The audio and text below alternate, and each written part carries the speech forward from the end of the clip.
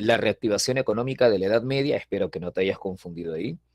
Vino una sobre el concepto de historia. Ya después el domingo vino sobre Guerra Mundial, el domingo vino Mesopotamia, vino Islam también, hace tiempo que no venía, hace como 5 años que no venía Islam. Y no me acuerdo qué más vino, no me acuerdo. Ah, creo que vino otra de teoría de la historia, vino una de ciencias, disciplinas auxiliares. Ya fue, dice Mauricio. Bueno, tú vas este domingo. Tienes razón, Sheila, tienes razón. Islam se deducía por el texto. Islam se deducía por el texto. Ajá. Sábado, domingo, a ver qué viene, pues, ¿no? A ver qué viene. Una consulta. ¿El ciclo hasta cuándo va? Discúlpeme la pregunta. 18, 15 o 18. 18, ya, entonces todavía nos vemos un miércoles más. Ya quería saber, porque el miércoles que viene es feriado, como sabrás. Entonces quería tener claro hasta cuándo es que nos íbamos a ver. Entonces todavía nos queda una clase más para avanzar. El miércoles que viene es 8 de diciembre. Así que ese día no tenemos clase. Tu corazón. Bueno, recibiré noticias tuyas, me imagino recibiré noticias tuyas dentro de 2 semanas. Ojalá que todo salga muy bien. Nuevamente un abrazo virtual, Sheila, desde aquí. Más bien me alegra que hayas venido, me imagino que has venido para saludar o es porque no tienes nada más que hacer, pero me alegro haber tenido oportunidad de saludarte, me alegro haber tenido oportunidad de saludarte. Creo que fuera de broma, creo que es la primera vez que coincidimos, y me alegro que haber sabido que ya estás adentro. Bueno, una más de acá de la academia, pero especial porque, bueno, en este caso te conocemos, pues, ¿no? Para en su cama nomás. Ya déjala, pues ya ingresó, ya ingresó. Y a veces es la táctica. La táctica es estar en la cama 8 horas al día como Sheila, aparte de dormir. Muy bien, Sheila. Compartiendo sus tips. Hoy el tema es siglo XX, primera parte. A ver, siglo XX, primera parte, ¿qué temas engloba? Engloba, como ya te imaginarás, Primera Guerra Mundial. Engloba, como te imaginarás, la Revolución Rusa. También incluye la época de entreguerras y también incluye la Segunda Guerra Mundial. Pero, no sé si estarás de acuerdo, pero quiero que comencemos hablando, creo que ya la semana pasada anticipamos un poco esto, pero quiero que lo veamos un poco más en profundidad, el tema de la Revolución Mexicana, ¿ya? Sobre todo porque hay compañeros, como decías tú, que van este fin de semana y no sé si la universidad se le ocurrirá. No, no, no, pero no lo vimos la semana pasada, creo que el miércoles de la semana pasada, me parece, que separamos algunos minutos. ¿No hablamos de Revolución Mexicana? Ah, no. Ah, pensé que te había comentado. Sí, hablo, claro, pensé habla este muchacho. Ah, no, no vino, ya sé que no vino, ya sé que no vino. Hablamos un poco, ya vamos a explicarlo más. Mira, yo me imagino que Primera Guerra Mundial ya lo manejas bien, ¿cierto? Yo me imagino que Revolución Rusa lo manejas bien, bacán. Me imagino que Segunda Guerra Mundial, fácil, pues, ¿no? Ya. Vamos a hablar un poco de Revolución Mexicana, ahí sí con un poquito de calma, ¿ya? Porque sí es un tema nuevo para la mayoría de nosotros. No te preocupes que no es nada complicado, simplemente te voy a explicar un poco mejor lo que la semana pasada te había comenzado a mostrar, este tema de la Revolución Mexicana, que es un proceso que comienza poco antes de la Primera Guerra Mundial y que tiene que ver con los problemas que tenía México hasta esa época, ¿no? México era una dictadura, eso sí lo llegamos a mencionar. En México gobernaba Porfirio Díaz, dictador mexicano durante más de 30 años aproximadamente. Dictador bajo cuyo gobierno se había producido una modernización material en México, una modernización económica. El gobierno de Porfirio Díaz se caracterizó por ser, por un lado, un gobierno autoritario y, por otro lado, un gobierno también de modernización capitalista. Es la cara y la cruz, es el reverso y el anverso del gobierno de Porfirio Díaz. O sea, lo que la gente de Porfirio valoraba durante el gobierno es que fue una época de modernización económica. Se construyeron ferrocarriles, se tendieron líneas de telégrafos, se explotaron minas, se cavaron pozos de petróleo, se creó un sistema de correos, agua potable, alumbrado eléctrico, inversión extranjera. Esa es la característica, digamos, favorable, positiva del gobierno de Porfirio Díaz, la modernización económica. Por eso es que su lema era progreso, progreso, progreso. Pero al mismo tiempo esa modernización económica había generado una masa obrera que era explotada, ¿no? Que trabajaba en condiciones duras, en condiciones terribles. Sí, pues Eduardo, claro, era un progreso muy discutible. De hecho, que México se modernizó. O sea, antes de Porfirio Díaz en México casi no había ferrocarriles. Y la riqueza minera, la riqueza petrolífera del país estaba dormida, ¿no? Porque no había inversiones que la extrajeran, que la movilizaran. Y a la época de Porfirio Díaz es una época de inversión extranjera, de telégrafos, ferrocarriles y toda una modernización. Pero la clásica, ¿no? Para atraer a esos capitales, había que ofrecerles condiciones favorables, ¿no? ¿Y qué significaba condiciones favorables? Salarios bajos, ¿no? Y nada de defender los derechos de los trabajadores. Entonces, esa es la característica del gobierno de Porfirio Díaz. Es un gobierno donde hay una profunda explotación obrera y es un gobierno autoritario. Las reelecciones son continuas, las elecciones son recontra manipuladas, no existe libertad de prensa, hay una censura permanente de lo que se publica, hay escándalos de corrupción, pero que no salen a la luz porque el Estado reprime, reprime, reprime la información. Por eso es que su lema es engañoso, pues no, paz, orden y progreso, sí, progreso porque ha habido inversión extranjera, pero para eso se han creado condiciones de explotación obrera. Paz y orden, claro, no porque no hay protestas, pero no hay protestas no porque todos estemos felices, sino porque hay un aparato militar que reprime cualquier brote de protesta. ¿Ok? Paz, orden, progreso. Ahora, Porfirio Díaz comparte una creencia que tú conoces por historia del Perú. Muchachos, ¿recuerdan ustedes aquella época del siglo XIX, historia del Perú? Cuando se decía que para que el Perú progresara, para que el campo progresara, había que traer gente de Europa con otra mentalidad. Habla, ¿te acuerdas? Que hubo una época en la que decían, hay que traer alemanes, creo que algunos alemanes siguen por ahí todavía. Hay que traer italianos, hay que traer austríacos, hay que traer ingleses, porque esa gente tiene otra mentalidad. Así fue, ¿no? Creo Henry, sí, claro, algo así. Ya, ok. Y a Porfirio Díaz tiene la misma visión. O sea, el tío Porfirio te dice, mira, los campesinos indígenas son un factor de atraso, hermano. La agricultura tradicional indígena es un factor de atraso. O sea, estos patas no crean una agricultura moderna. Necesitamos una agricultura moderna. Para fomentar esa agricultura moderna, el gobierno va a dictar leyes en contra de las comunidades indígenas. Leyes que establecían que los hacendados podían apropiarse de la tierra de las comunidades. Durante la época de Porfirio Díaz habrá un proceso de, ¿cuál es la palabra, te acuerdas? Cuando hay concentración de tierras en manos de unas cuantas personas. ¿Qué palabra utilizamos para ese fenómeno? La concentración de tierras en manos de un puñado de personas. Muy bien, Henry, muy bien. Es una época de latifundismo. Muy bien, Adrián, muy bien. En la época de Porfirio Díaz crecen los latifundios. Es una época de un latifundismo cada vez más marcado.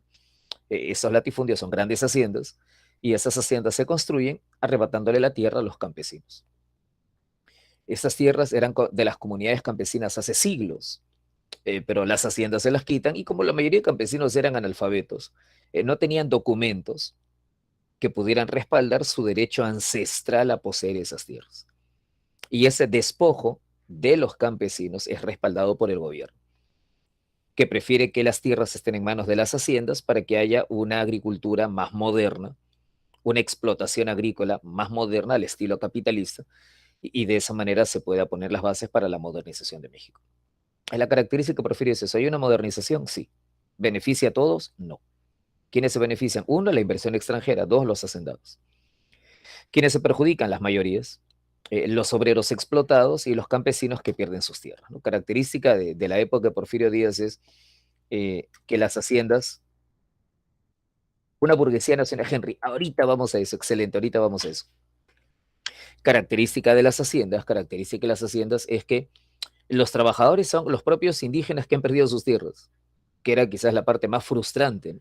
El hacendado te quitaba las tierras, el campesino ya no tenía de qué vivir. ¿En qué terminaba? Terminaba como peón, trabajando las tierras que antes habían sido de su comunidad y que ahora eran de la hacienda. La hacienda se autogobernaba, la hacienda tenía su escuela, la hacienda tenía su parroquia, la hacienda tenía su policía. Las haciendas eran básicamente pequeños estados independientes. El gobierno lo permitía, porque lo que quería era que las haciendas produjeran como una mini ciudad. Ajá. ¿Te acuerdas aquí en Historia del Perú cuando se habla de los gamonales? Habla. Cuando se habla de los... Ya es parecido. Parecido, parecido, parecido. Por eso no te sorprendas, Adrián, no te sorprendas, Henry, no te sorprendas, André, cuando te digan que México, si es que te lo preguntan, México era un estado semi-feudal, porque claro, ¿no? Esta fragmentación se parece a la época del feudalismo, ¿cierto? Cuando cada señor tenía su mano de obra y la mano de obra solo respondía ante él. Esa era la característica del campo en esa época. Quizás el símbolo más famoso de esta explotación contra los campesinos indígenas sean las tiendas de raya. No sé si las has oído nombrar alguna vez. Las tiendas de raya. No, te cuento, pero sí conoces el mecanismo, Adrián. Sí lo conoces, Diego, sí lo conoces. Adrián, yo soy hacendado, ¿ya? Yo soy hacendado. Diego Orbegoso trabaja para mí, ¿de acuerdo? Al final del mes, Diego viene a cobrar. Yo le pago en monedas creadas por mí mismo. O sea, cada hacienda tiene su propia moneda. Hasta en eso se parece un señorío feudal, ¿te acuerdas? Cada hacienda acuña su propia moneda. Unas fichitas de metal que no tienen validez en ningún otro lugar, solo valen para comprar aquí en la hacienda. ¿Y dónde voy a comprar? En la tienda de la hacienda. Cada hacienda tiene su tienda, se le llama tienda de raya. Los campesinos son analfabetos. Claro, Andrés, no te estoy bromeando. Googlea, tienda de raya, y vas a ver, la tienda de raya era lo más odiado. Ah, Adrián ya la vio, profe, entonces se presta para el enganche. Adrián, maestro, lógico, se presta para el enganche. ¿Cierto, Adrián? Porque la mayoría de hacendados, ¿qué hacían? Emborrachaban al obrero. Cuando tocaba día de pago, el capataz reunía a los obreros, a los campesinos que venían a cobrar, y se dedicaban a tomar, emborracharse, pues. El campesino se tomaba todo su sueldo ese día, quedaba endeudado con la tienda. El campesino ya no tenía que comer por el resto del mes, la tienda le fiaba, pues, ¿no? Le fiaba los precios de la tienda. Y como el campesino era analfabeto, le escribían la deuda y el campesino no podía saber si se le estaba manipulando, ¿no? Si lo que le pagaban, que era muy poco, no le alcanzaba para los productos, la tienda le adelantaba, ¿no? Y el campesino quedaba enganchado. Como no sabía escribir, ponía una raya simplemente al final de su cuenta, por eso le decían tienda de raya. ¿Ok? Y con eso te esclavizaban de por vida, ¿no? El campesino ya no se podía ir. Estaba atado mientras tuviera una deuda. Y si él moría, su familia tenía que hacerse responsable de la deuda. ¿Le entiendes, Andrea? ¿Le entiendes, Adrián? ¿Le entiendes, Diego? ¿Le entiendes, Carlos Daniel? Ya esas eran las tiendas de raya. Si en este momento googleas, haz el favor de googlear, haz el experimento, México, tiendas de raya, vas a ver que en realidad es lo que la gente más repudiaba de la época del porfiriato, las tiendas de raya. No te sorprendas de que cuando venga la revolución, una de las primeras manifestaciones de descontento de los campesinos va a ser ir contra las tiendas de raya y saquearlas, destruirlas, quemarlas, porque claro, se prestaba por un sinnúmero de abusos. ¿Ok? Ahora, Henry, preguntaba hace un rato y no había una clase media que se opusiera. Sí, Henry. Aquí en México, si quieres encontrar los tres grandes grupos descontentos, son los obreros explotados en las fábricas, los campesinos explotados en las haciendas y la clase media que se había ido formando poco a poco producto del crecimiento económico. En algunas ciudades de México se había ido formando una clase media integrada por gente como nosotros, ¿no?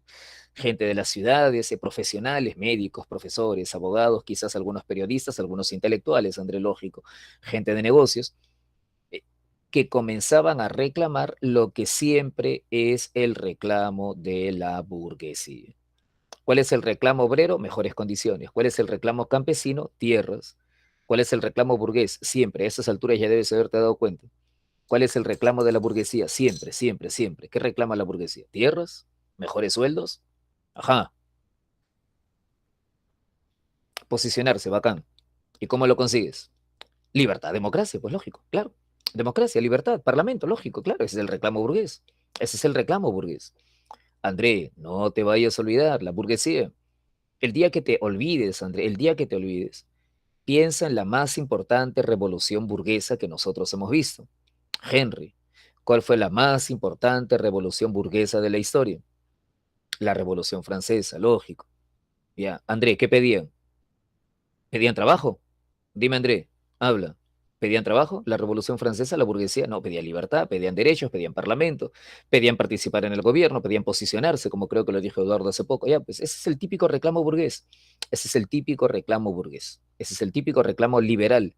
Democracia, parlamento, elecciones. ¿De acuerdo? Ese es el típico reclamo de la burguesía.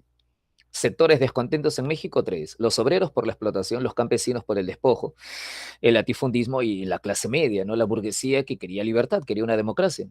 Querían que México fuera como Estados Unidos, elecciones libres, elecciones limpias. Ese es el porfiriato. ¿Y quiénes apoyan a Porfirio? Bueno, a Porfirio le apoya la iglesia, ¿no? A Porfirio le apoya la banca, a Porfirio le apoya la industria, le apoyan los inversionistas, le apoyan la gente de los comercios, lo apoyan los hacendados. Esa es la base de Porfirio Díaz, pero hay un fuerte descontento de obreros, de campesinos y de la burguesía liberal.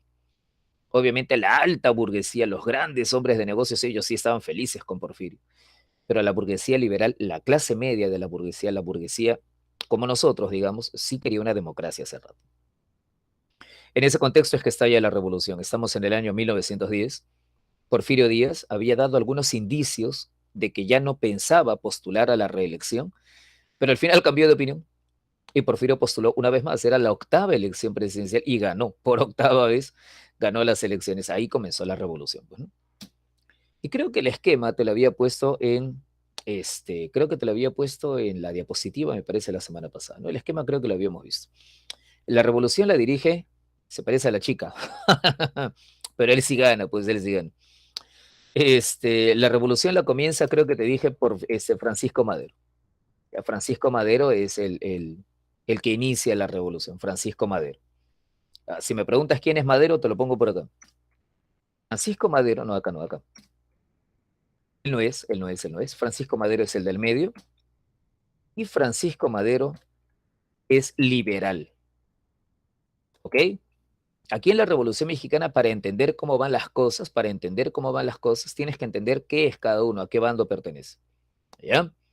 ¿Qué bandos hay acá? ¿Regreso? ¿Dónde estaba? Estaba acá. ¿Qué bandos hay acá? Están los campesinos. Están los campesinos, ¿ok? Están los obreros, ¿ok? Está la burguesía liberal, ¿ya? Y están lógicamente los conservadores, ¿cierto? O sea, la gente que está feliz con Porfirio y no quiere que cambie nada, ¿ok? Ya. Acá, Francisco Madero comienza la revolución. ¿Qué? Francisco Madero es un liberal. ¿A quién representa? Representa a la gente como nosotros. ¿Qué quiere? Democracia, quiere elecciones. ¿De acuerdo? Él dirige la revolución, él comienza la revolución. Proclama el Plan de San Luis Potosí, un documento exigiendo no a la reelección. Funda un partido antireeleccionista. O sea, su idea es democracia, libertad, no a la reelección. Primera fase de la revolución, revolución maderista. Madero logra que Díaz escape. Madero recibe el apoyo de todos. Obreros, campesinos apoyan a Francisco Madero.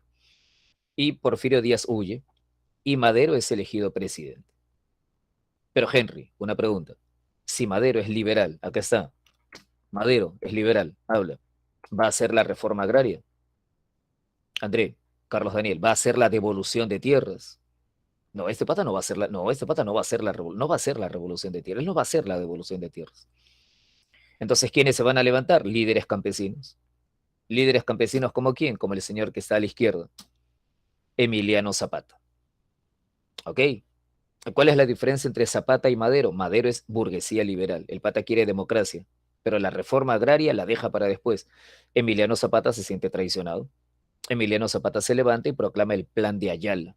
Zapata se levanta contra Francisco Madero, que lo teníamos por acá. ¿De acuerdo? Viene la revolución de Madero, Madero toma el poder, no hace la reforma agraria, Emiliano Zapata lo acusa de traición. Emiliano Zapata se levanta contra el régimen de Francisco Madero. ¿Ok? Ahora, Madero no logra controlar el movimiento campesino y se asustan los conservadores. ¿Lo entiendes, André? Te dije que los conservadores era la gente que estaba bien con Porfirio Díaz. Esa gente que estaba bien con Porfirio Díaz se enfurece con Madero porque no logra controlar el movimiento campesino. Esa gente conservadora, inversionistas y hacendados, los grandes grupos de poder, promueven un golpe de Estado contra Francisco Madero. ¿Quién va a dar el golpe de Estado? El golpe de Estado lo va a dar el señor que tenemos aquí a la derecha.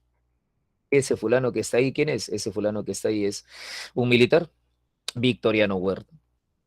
Victoriano Huerta es conservador. Victoriano Huerta es conservador. O sea, él tiene el apoyo de los partidarios de Porfirio. Tiene el apoyo de la gran burguesía. Tiene el apoyo de la iglesia. Tiene el apoyo de los hacendados. Exacto, Eduardo, volvió. Volvió. Ya, así como Eduardo, ¿de qué te perdiste? Victoriano Huerta va a ser el militar que se levanta contra Madero, da un golpe de Estado y lo saca del poder. ¿De acuerdo? Acá, Revolución Mexicana, ha tomado el poder Madero. Zapata lo acusa de traición, levanta un movimiento campesino. Victoriano Huerta, representante de los conservadores, se levanta contra Madero, lo asesina.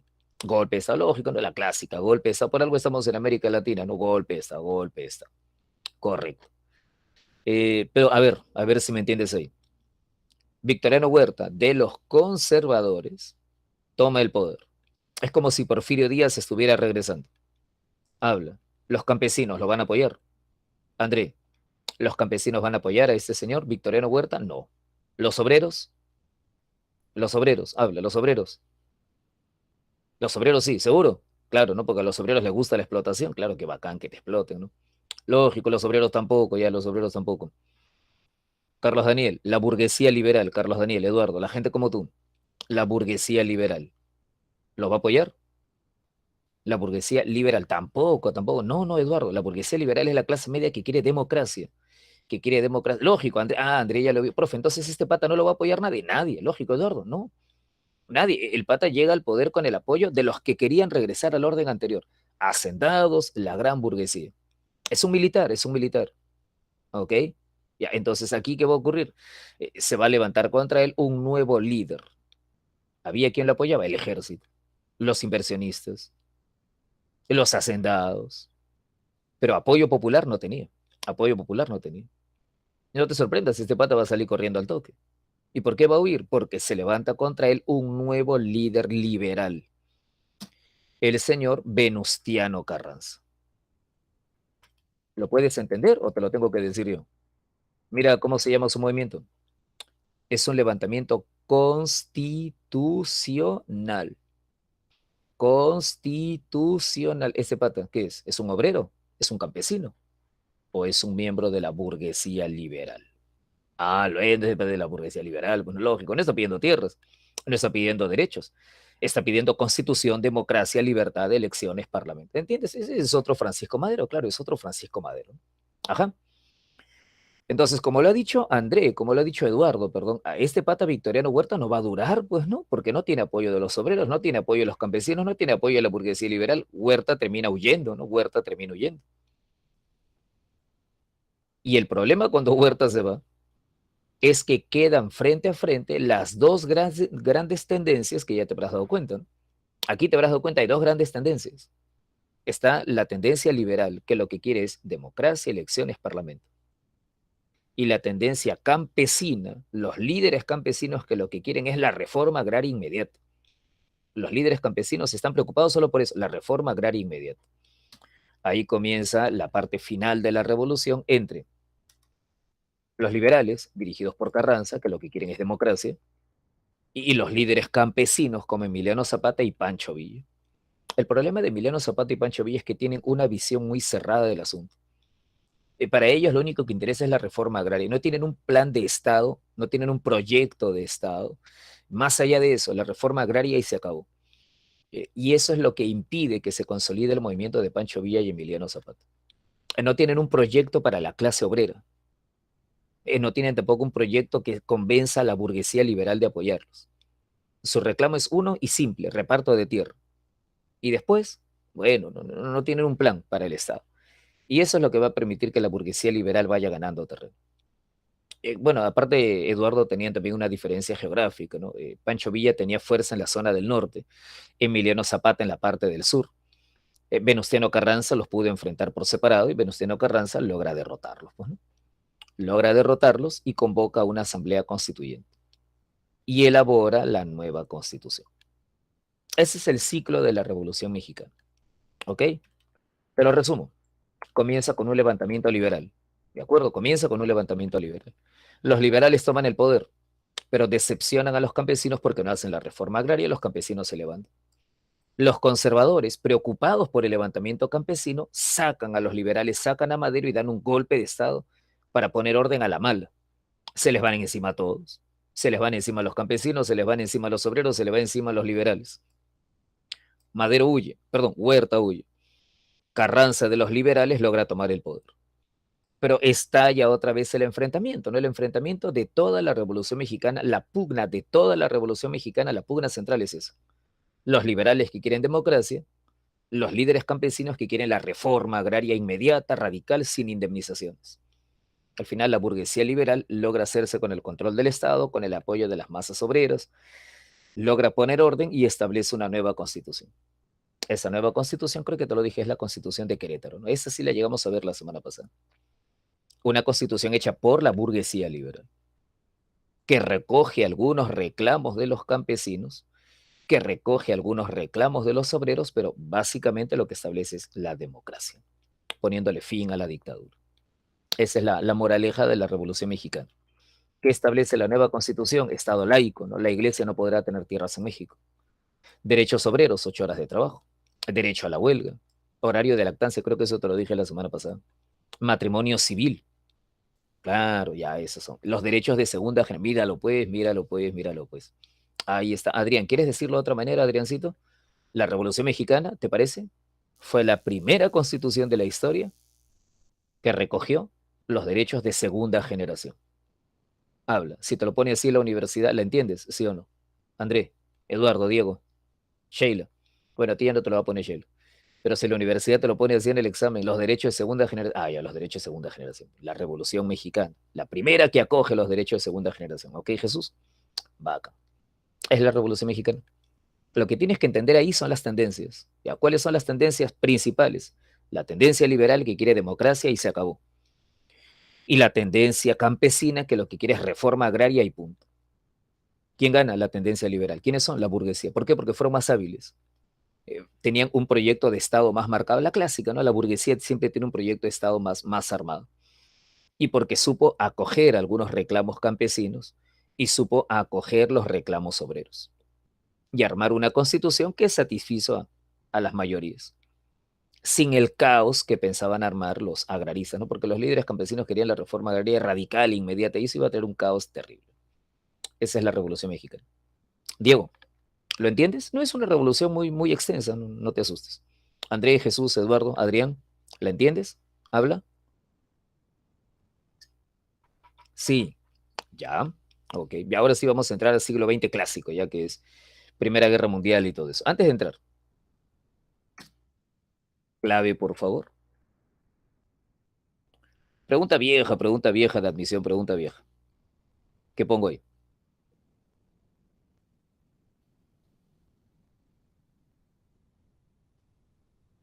Beso, dice Eduardo, pero André dice casa.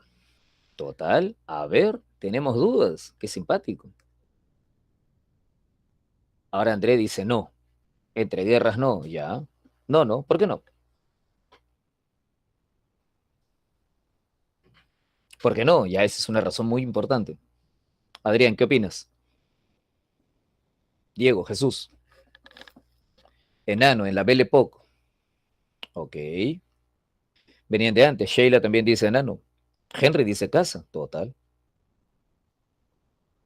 Una pregunta. Cuando me dicen surgimiento de regímenes totalitarios, André, cuando me dicen surgimiento de regímenes totalitarios, ¿de quién me están hablando? Dame un ejemplo.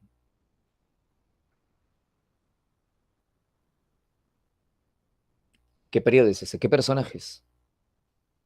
Claro, Hitler. Correcto, Henry. Correcto, André. Y Stalin. Hitler. Y si quieres también a Mussolini. ¿Ya ellos de cuándo son? Son antes de la Primera Guerra Mundial, son durante la Primera Guerra Mundial, son después de la Primera Guerra Mundial, son después de la Segunda Guerra Mundial. Sheila me dice, ellos aparecen en la Segunda Guerra Mundial. Sheilita, ¿aparecen en la Segunda Guerra Mundial o aparecen antes de la Segunda Guerra Mundial? Después de la primera, ¿no? Ya, después de la primera. ¿Qué marco? Ya, antes de la segunda. Muy bien, Sheila, bacán. Después de la primera o antes de la segunda. ¿Qué marco? ¿Qué marco? ¿Qué marco? Ya cuéntame. ¿Cuál es la clave? La Belle Époque, Andrés, la paz armada. La Belle Époque es la paz armada. Correcto. Muy bien, Henry. Muy bien, Sheila. Muy bien, Mauricio. Muy bien, Josué. Muy bien, Adrián. Muy bien, Eduardo. Muy bien, Diego. Ajá.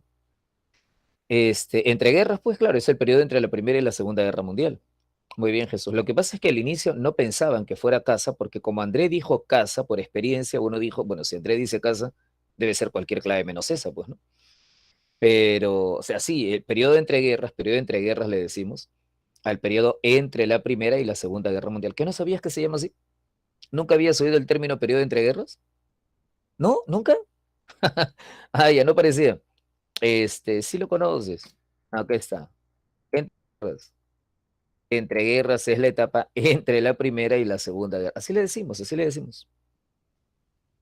Así le decimos, periodo entre guerras. ¿Jugamos? ¿Te parece? Jugamos un poco y de ahí regresamos al tema de Primera Guerra Mundial. Entre guerras. Yo te menciono el acontecimiento, tú dime el país, ¿ya? Ya te menciono el acontecimiento, tú dime el país. Entre guerras. Toma el poder Benito Mussolini. André, ¿cuándo no? Toma el poder Benito Mussolini, Italia. Bacán. Después, época de entreguerras. Un país que hasta esa época era agrario, rural, campesino, se convierte en un país industrializado gracias a los planes quinquenales de un tal José Stalin. Ya, pero en ese tiempo Rusia no se llama Rusia. En ese tiempo Rusia no se llama Rusia. Claro, ya en ese tiempo se llama la URSS. ¿Te acuerdas? Exacto, ya en ese tiempo se llama la URSS. Esa es la época de entreguerras. Es la época de entreguerras. En esa época hay un terremoto, ahora que se está moviendo todo. Ya, en esa época hubo un terremoto, pero un terremoto económico. Mauricio, en esa época hubo un terremoto económico, el crack. Dime el país. Estados Unidos, bacán. Dime la ciudad. A ver, dime la ciudad. ¿Dónde fue? Nueva York, bacán, míralo pues. Dime el barrio, a ver, dime en qué calle fue. Dime cómo se llama esa calle. Wall Street, este muchacho sabe todo, conoce mejor Estados Unidos que su propio país. Muy bien, Wall Street, correcto. Ya es la época del crack de la bolsa de valores, excelente. Comienza la Gran Depresión. Bacán. Y esos son los acontecimientos de la época entre el Jueves Negro. En realidad, Jueves Negro, Viernes Negro, Martes Negro. ¿Eh? Cuando estés viendo películas, vas a ver que en Estados Unidos hablan de Jueves Negro y también de Viernes Negro y también de Martes Negro. ¿Eh? Pero siempre negro, como dice Andrés, sí, sí, siempre negro, racistas por ahí. Esa es la época entre guerras. El crack tuvo consecuencias. Mira, uno de los grandes errores en historia universal es que a veces vemos los acontecimientos por separado y no vemos la conexión que hay entre ellos. Piensa en esto. La Gran Depresión provocó una caída del comercio, ¿cierto? Estados Unidos estaba quebrado, ¿verdad? Los países que le vendían productos ahora ya no tenían a quién venderle, ¿es cierto? Porque Estados Unidos está quebrado. Entonces comenzó una búsqueda de mercados. Y como tú eres una persona inteligente, André, ya, pero hablemos de países importantes. Como tú eres una persona inteligente, esta búsqueda de mercados ya la has visto antes. Hablo. Búsqueda de mercados. ¿Qué hacían las potencias cuando querían mercados? Colonias, Andrea Alexis, muy bien, exacto, exacto. El crack va a provocar ambiciones expansionistas, ¿sí o no, Eduardo? El crack va a provocar políticas imperialistas. Por ejemplo, en Asia, una potencia. En Asia, ¿quién será? Una potencia. En Asia, una potencia, lógico, Japón, obviamente. Claro, en esa época en Asia solo había una potencia, ¿no? Japón. ¿A quién se le fue encima? ¿A quién intentó comerse? ¿A quién tenía de lorna Japón en esa época? China. Rusia, no, no, no, no, no. No, Rusia no. Ahorita es la URSS, ahorita ya Japón la respeta, porque ya le intentó meter por ahí un mordisco y se llevó un par de patadas bien feas. A China, exacto, a China. En esa época se reanuda el expansionismo japonés. Ok, ya, lo que quiero que entiendas es que estas cosas están conectadas. En los años 30, Japón entra en una fase de expansionismo. Y por eso viene luego la Segunda Guerra Mundial. Pero cuando a uno le preguntan, si la universidad me pregunta, ¿y por qué vino el expansionismo japonés en los años 30, en los años 40? Ah, porque el país necesitaba mercado, pues mercados y materias primas. ¿Y por qué? Por el crack, pues el crack golpea la economía japonesa. El crack tuvo consecuencias mundiales. Aquí en el Perú se bajó a la guía. En Japón, problemas económicos. ¿Qué hacemos? Tierras. ¿Ok? Lógico, sí, André. Claro, Henry, eso había sido antes. André, ¿quieres ver otra consecuencia del crack? Mira, por favor, este, este enlace que te voy a pasar por el chat a continuación. Ya quería conseguirte una imagen más grande, pero no he podido. Espérame un toque, espérame un toque, espérame. Voy a buscar una imagen grande porque ustedes son medio cortos de vista ya por la edad que tienen. Este, y quería que visualizaras algo acá, ¿ya? Ah, ya acá está, sí, sí está. Este está, ¿cómo dicen? Este está más mejor. Este está más mejor. Ok, mira aquí. Haz clic, por favor, en esta imagen. Haz clic ahí, por favor. Salvo por la vida. Ya no me digas que se van a acabar todos tus datos porque haces clic ahí. ¿Por qué se apagó la cámara? Ya.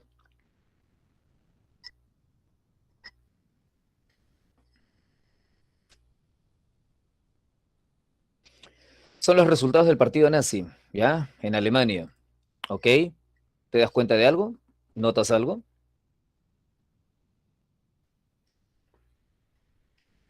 ¿Te das cuenta que el partido nazi no era nada hasta que vino el crack? Criatura, ¿lo notas? Mira los resultados del partido nazi. En el año 24, 6%. ¿Vale? En el año 24, en diciembre, 3%. Esto, terrible. En el año 28, 2%. Mira pues, 2%. Hitler era el Popi, era el Julio Guzmán de la Alemania de esa época. Nadie votaba por el pobre tío. 6%, 3%, 2%. Qué triste, ese nunca va a ingresar. Ya, eso fue hasta el año 28. Y en el año 30 saca casi 20%. Se te lagueó la PC por un link. Diego, ¿captas? ¿Qué es lo que lleva a Hitler al poder? ¿Por qué en el 28 no es nada y en el 30 es lo máximo? ¿Qué cambia del 28 al 30? Habla, ¿cuál es la clave? ¿Cuál es el factor que lo lleva al poder? El crack lógico. ¿Ok? Ya, eso debes tenerlo bien claro, ¿ya? Eso debes tenerlo bien claro. ¿Ok, Eduardo? ¿Ok, André? ¿Ok? Ya, eso tienes que tenerlo bien claro, el crack. ¿Ya? Porque vas a ver mucha gente, mucha gente, mucha gente que va por ahí creyendo que Hitler llega al poder porque es un gran orador. No. ¿Acaso no era ya antes un gran orador? Sí. ¿Y le hacían caso? No. ¿Por qué? Porque la situación económica alemana no lo beneficiaban. Pero cuando viene el crack y millones de alemanes se quedan sin empleo, ahí votan por él. ¿Entiendes, André? ¿Entiendes, Eduardo? No vayas a salir con esa tontería de que no, es que era un gran orador. Es una tontería, pues, ¿no? ¿Qué vas a decir? ¿Que hasta el año 28 era tartamudo y en el año 28 hizo terapia de lenguaje y entonces ahí ya se disparó? No, pues no. Ya, pues es el crack, es el crack, es el crack lo que lo lleva al poder. Y eso me lleva a la pregunta que estuvo haciendo San Marcos el día sábado. ¿Te acuerdas de la pregunta, André? ¿Te acuerdas de la pregunta, André? A ver, como que a ver. Esta pregunta de acá, a ver, muestre. Ya, ahorita. ¿Qué me dice Henry? ¿Cómo hizo Alemania para recuperarse la consecuencia de la Gran Guerra? Ah, lo que pasa es que después de la Primera Guerra Mundial, Estados Unidos le presta a Alemania, ¿te acuerdas? Estados Unidos empieza a invertir en Alemania. Estados Unidos empieza a invertir en Alemania y al invertir en Alemania la economía alemana repunta, pues, ¿no? La economía alemana se levanta. Ya, ven acá, ven a ver esto, por favor, ¿ya? Quiero que mires. No, te estás confundiendo con el plan Marshall. Te estás confundiendo con el plan Marshall. Este es el plan 2. Este es el plan Dawes. Ya, no importa. Mira esa pregunta. Claro. Henry, tú la has visto, ¿no? Ah, esa, correcto, esa, sí.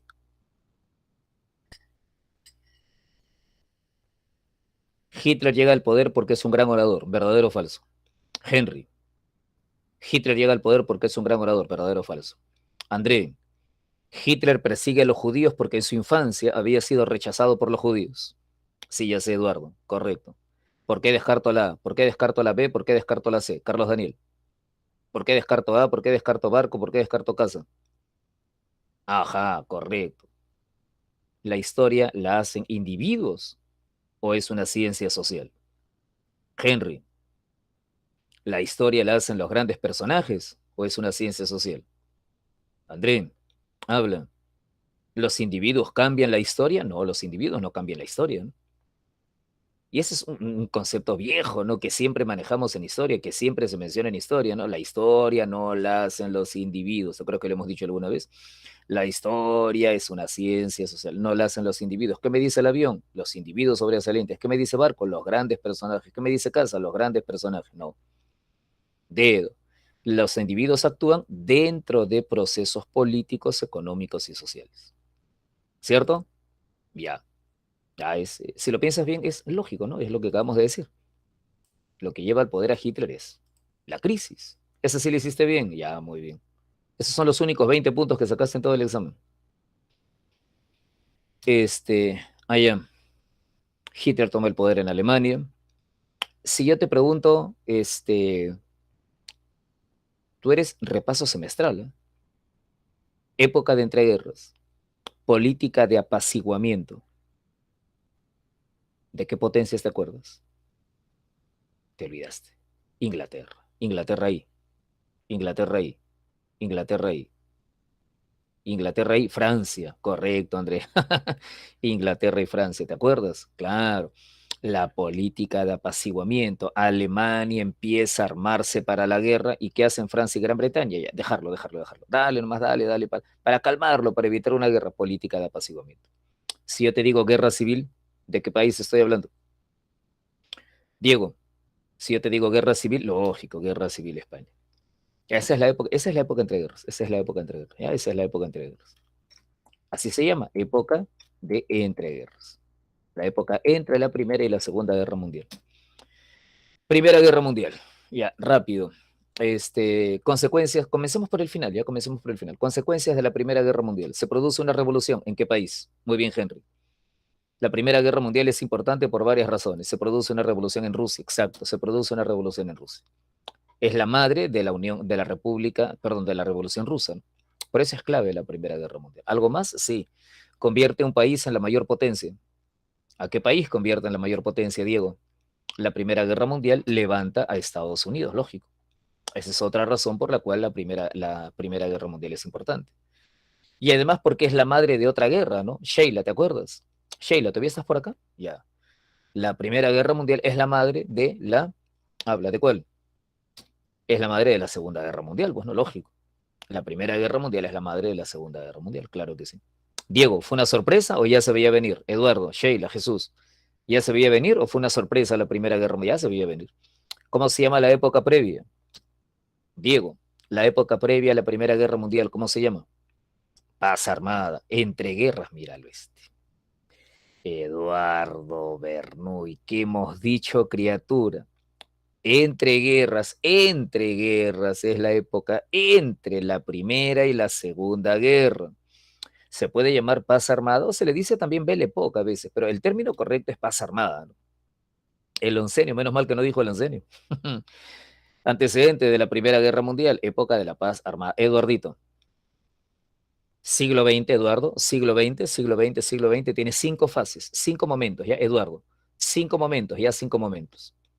¿Ya? Mírame, mira la cámara, mírame a mí, mírame a mí, mírame a mí, ¿ya? ¿Me estás mirando? 5 momentos, ¿ya? Entre guerras, entre guerras. Perdón, ¿ya ves la tontería que me haces hablar hoy? Paz armada, paz armada, paz armada, paz armada, paz armada, paz armada, ¿ya? Paz armada. Primera Guerra Mundial, ¿ya?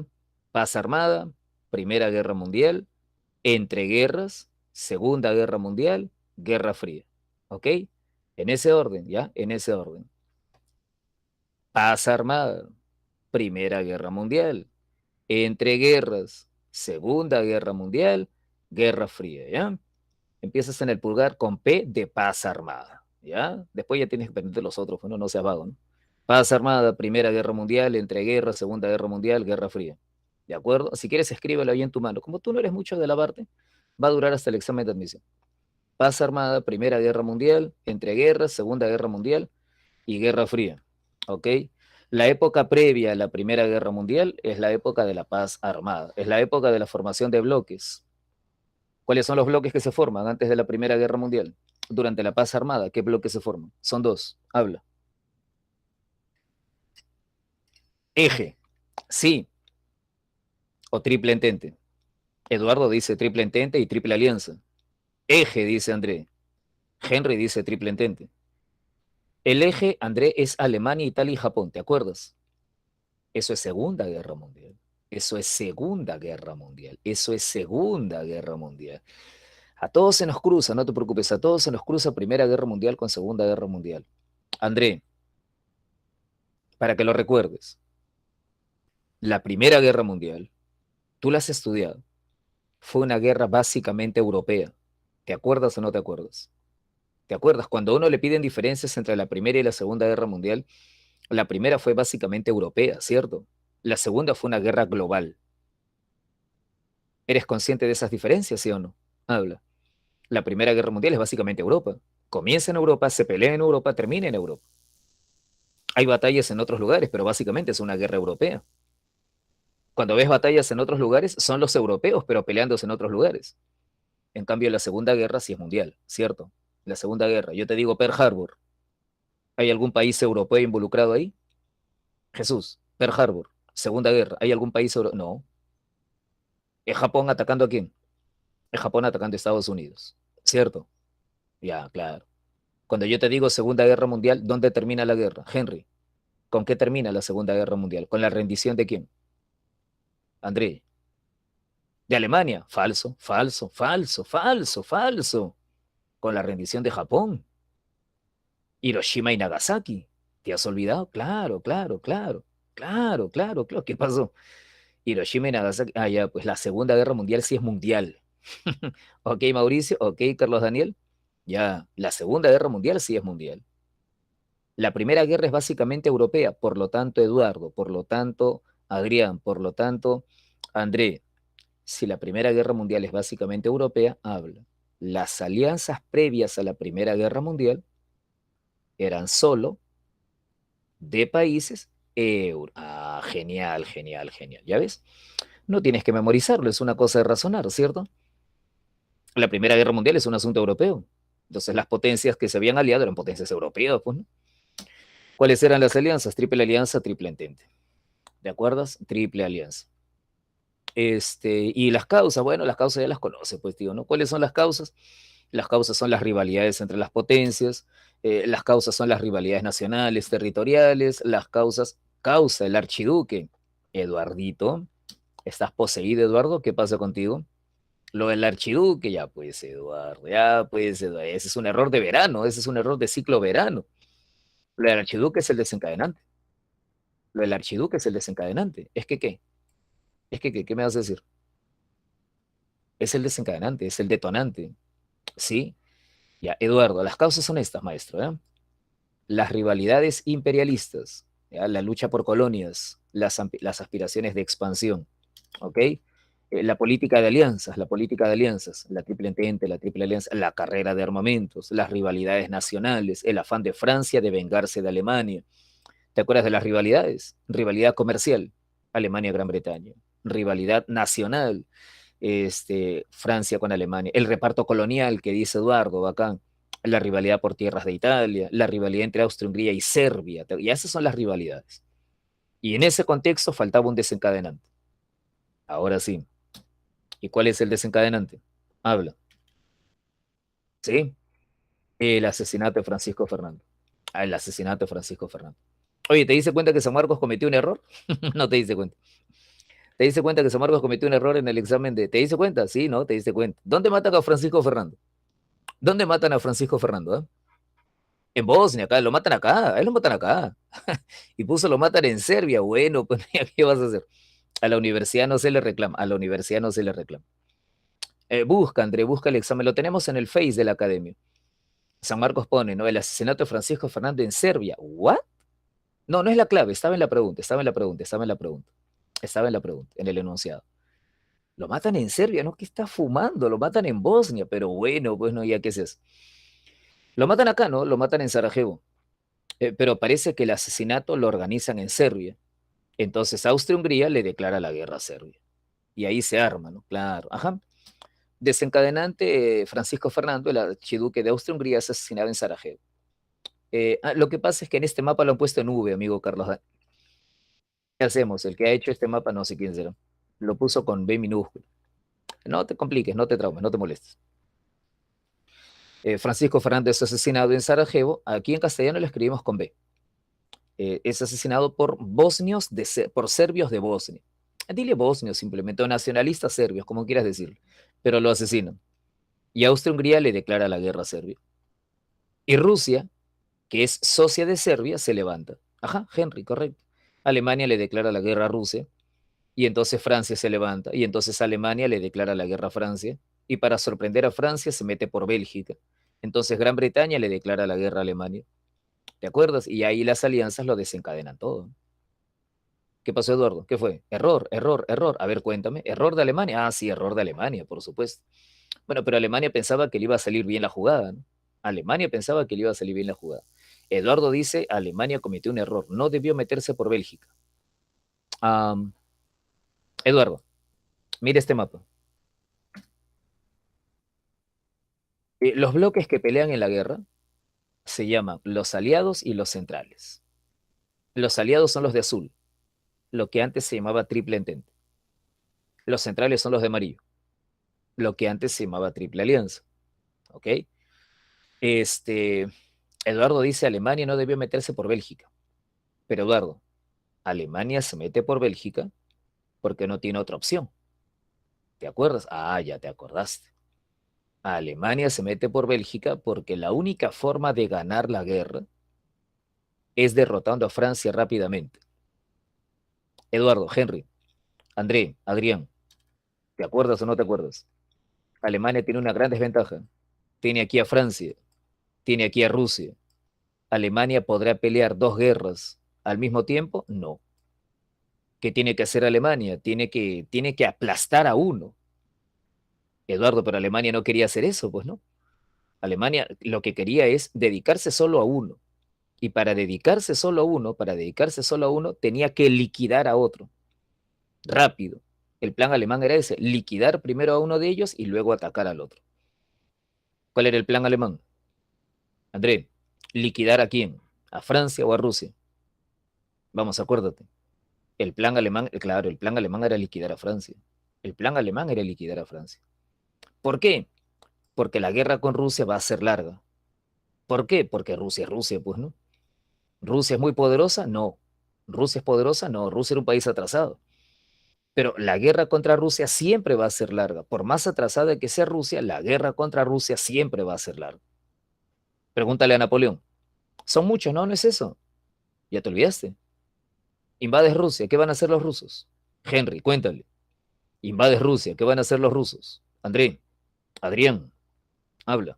Jesús, invades Rusia, los rusos van a hacer la clásica, se van a esconder en su país, se van a echar hacia atrás. ¿Ya te olvidaste? Pregúntale a Napoleón. ¿Qué van a hacer los rusos cuando invaden su país? Se van a echar hacia atrás, claro, Diego, lógico, Henry, es lo que van a hacer, pues la clásica Rusia. Esa guerra va a ser larga. Alemania dice, ¿le podemos ganar a Rusia? Sí, pero nos va a tomar como 3 o 4 meses. Entonces lo que hay que hacer es, vamos primero contra Francia, la rompemos en 5 o 6 semanas y luego ya con calma contra Rusia. ¿Cierto?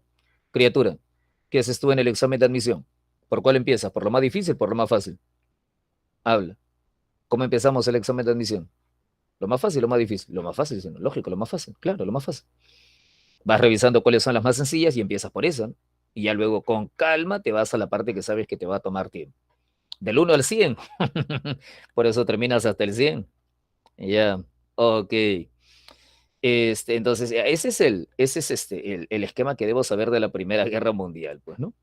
¿Quiénes pelean? Aliados centrales. ¿Ok? Te va mejor así.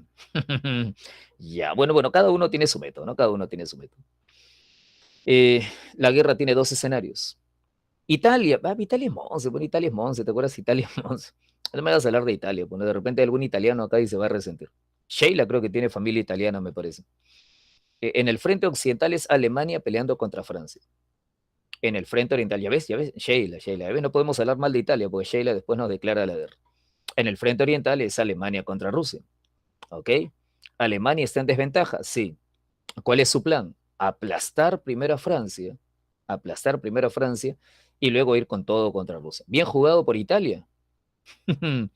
No sea, cuando la guerra termina, Italia recibe grandes ganancias. Habla. Cuando la guerra termina no le dan nada. ¿Te acuerdas? Italia se le picona. Claro, es cierto. Si se quedaba en el equipo de Alemania, perdía la guerra. Sí, claro, es cierto. Si se queda en el equipo de Alemania, perdía la guerra. Bueno. Ahora, ¿la guerra solo se pelea en tierra o también se pelea en mar? Eduardo, André, ¿la guerra también se pelea en mar? ¿Cómo?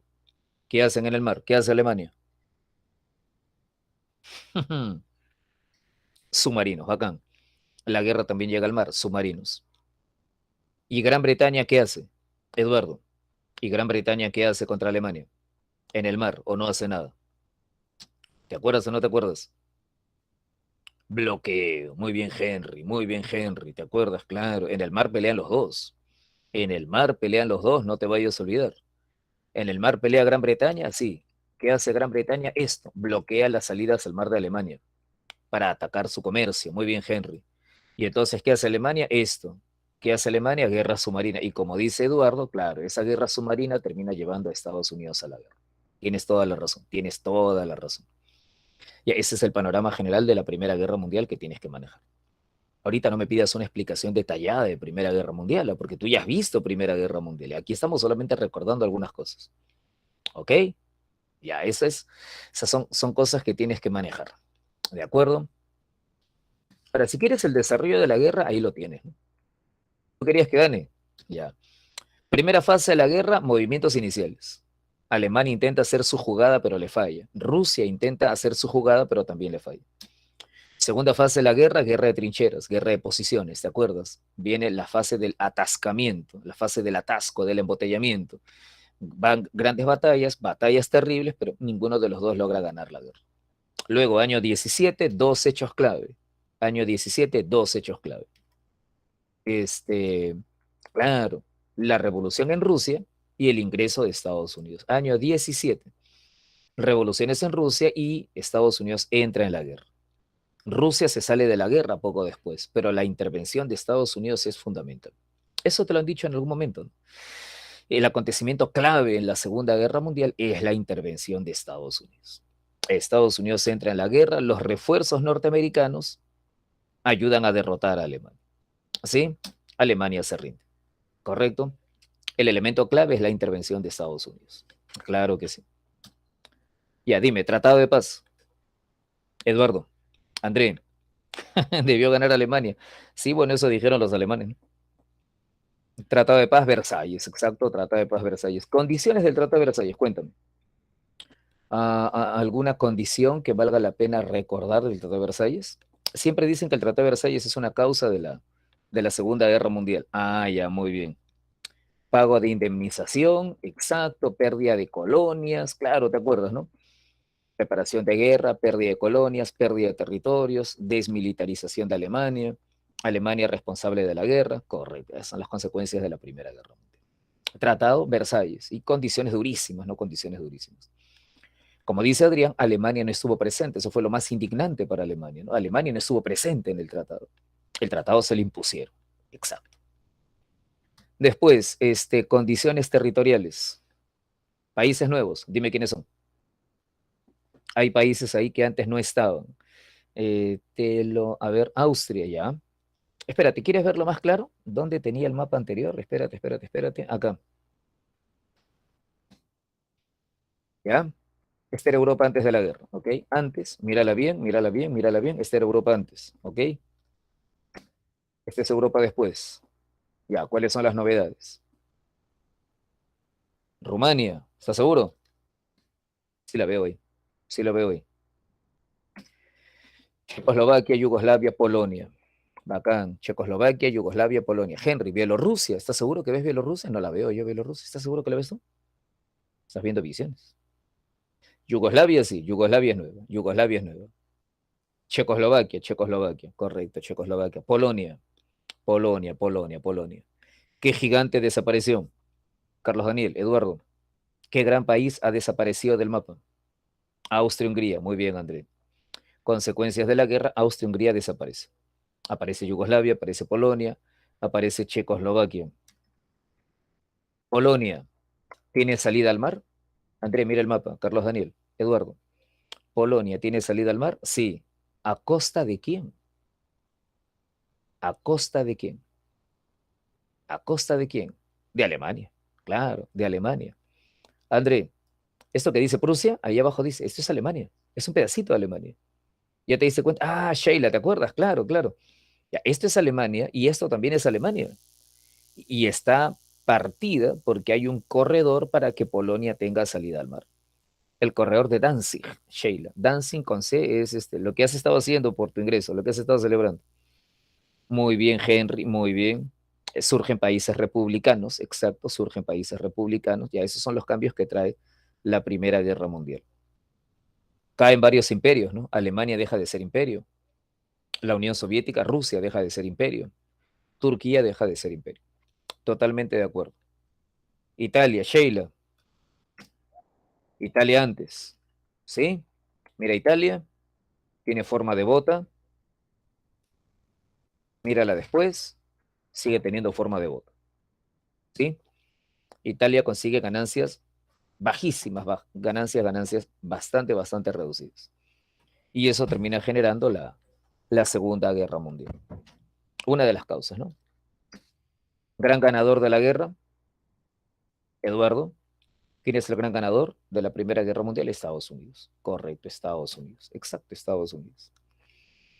Organismo creado para mantener la paz. ¿Te acuerdas? La ONU. Sí, seguro. Sociedad de Naciones. No, la ONU es después de la segunda. La ONU es después de la segunda. Correcto, Brian. Acá se crea la Sociedad de Naciones, un organismo para mantener la paz. Éxito o fracaso. Éxito o fracaso. Fracaso. Su gran inconveniente. Brian, ¿te acuerdas? Su gran debilidad. Diego, Carlos Daniel, ¿recuerdas? La Sociedad de Naciones fracasa. ¿Por qué? ¿Cuál es el gran punto flaco de la Sociedad de Naciones? André, pero la política de acogimiento es una consecuencia de su debilidad. La Sociedad de Naciones nace débil, ¿te acuerdas? ¿Por qué era tan débil la Sociedad de Naciones? Ya, Brian, no tomaba medidas estrictas porque era débil. ¿No te acuerdas por qué era débil? ¿No te acuerdas por qué era débil? Era débil, ¿por qué? Era débil, ¿por qué? Era débil, ¿por qué? Al contrario, André, era débil porque Estados Unidos no quiso participar. ¿No te acuerdas de eso? Era débil porque Estados Unidos se negó a participar en la Sociedad de Naciones. Estados Unidos no quiso participar. ¿Qué, te olvidaste? Ah, pensé que lo sabías. Estados Unidos lanza la idea, pero el Congreso se niega a hacerle caso al presidente. El Congreso le da la espalda al proyecto del presidente y el Congreso norteamericano se niega a incorporarse a la Sociedad de Naciones. No, Adrián, la idea era de Wilson, el presidente, pero allá, igual que acá, el tratado tenía que ser ratificado por el Congreso no quiso. ¿Me entiendes, Adrián? ¿Me entiendes, Adrián? Ah, ya, ya está bien, esa parte es confusa. Pero la idea fue Estados Unidos, sí. El Congreso no. Ah, Eduardo, ¿por qué? Ahí, Eduardo, lo que tienes que recordar es que Estados Unidos hasta esa época siempre había tenido, ¿te acuerdas? Una postura de no intervención. ¿Te acuerdas o no te acuerdas? Estados Unidos siempre había tenido una postura de aislacionismo. ¿No te acuerdas? Sí la conoces. ¿Te acuerdas de la frase? América es para los americanos. Habla, ¿la recuerdas o no la recuerdas? La doctrina Monroe. América es para los americanos. Estados Unidos decía, no nos involucramos en los asuntos de Europa para que Europa no se involucre en los asuntos europeos. Estados Unidos no quería verse arrastrado por la complicada política europea. No quería verse obligado a intervenir en la compleja política, en los problemas que Europa arrastraba desde hace tiempo. Por eso cuando termina la Primera Guerra Mundial, el Congreso estadounidense le da la espalda a Europa. El Congreso estadounidense dice, si nos involucramos en esa sociedad, vamos a tener que estar vigilando los problemas europeos. No, esos patas andan haciéndose la guerra cada rato por tonterías. No nos mezclamos, no nos mezclamos, no nos mezclamos. Adrián, interesante sí, ¿no? Porque ya ahí tiene sentido. ¿Ves cómo ahora todo tiene sentido? Hace un rato tú decías política de apaciguamiento. Ahora entiendes por qué fue la política de apaciguamiento. Cuando Hitler aparece, ¿quiénes podrían actuar contra él? Estados Unidos no quiere. Y la URSS, como se ha vuelto comunista, es un país con el que nadie quiere tener relaciones. Entonces, ¿quiénes van a afrontar a Hitler? Francia y Gran Bretaña. Francia y Gran Bretaña solas, ¿podrían ganar una guerra contra Hitler? No. Entonces, por eso, ¿qué les queda? Apaciguar, apaciguar, apaciguar. ¿Lo entiendes? O sea, la ausencia de Estados Unidos termina siendo un factor clave que permite que Alemania se fortalezca y que termina poniendo las bases para la Segunda Guerra Mundial. ¿La entiendes, Eduardo? ¿La entiendes, André? ¿La entiendes, Adrián? ¿Entiendes ese punto? Un factor clave es el aislacionismo, el retroceso de Estados Unidos, ¿no? Sin la intervención norteamericana, pues, la paz obviamente era inestable. Por eso es que luego viene la Segunda Guerra. ¿De acuerdo? Eso tenlo bien claro, ya tenlo bien claro. La guerra fortalece a Estados Unidos, pero Estados Unidos retorna después a su política de aislacionismo. ¿Podemos adelantar? ¿Notas la diferencia entre esta actitud, André? No, claro, acá no. André, más bien, ¿notas la diferencia entre Estados Unidos luego de la primera y Estados Unidos luego de la segunda? Habla. Estados Unidos luego de la segunda. Ahora, ¿cuál es la diferencia? Eduardo, acá también era potencia, pero la diferencia es que después de la Segunda Guerra Mundial, Estados Unidos ahora sí interviene, ahora sí Estados Unidos empieza a intervenir en la política mundial, en la política europea. Por eso viene el Plan Marshall. ¿Te acuerdas o no te acuerdas? Claro, ya, ya después de las, es otra actitud. Ya, ahí notas la diferencia, ahí notas la diferencia, ahí notas la diferencia. Después de la Primera Guerra Mundial, Estados Unidos termina la guerra y dice, ya muchachos, no me molesten, me voy a mis cosas. Después de la Segunda Guerra Mundial, Estados Unidos dice, momentito, yo voy a estar acá vigilando que se mantenga el orden en Europa. Proclama la doctrina Truman, viene el Plan Marshall, ya todo lo que tú conoces, ya porque son los bisontes. ¿Ok? Una nada más, ¿ya? Una nada más, una nada más, porque no hay mucho tiempo. Una nada más, ¿qué hacemos ahí?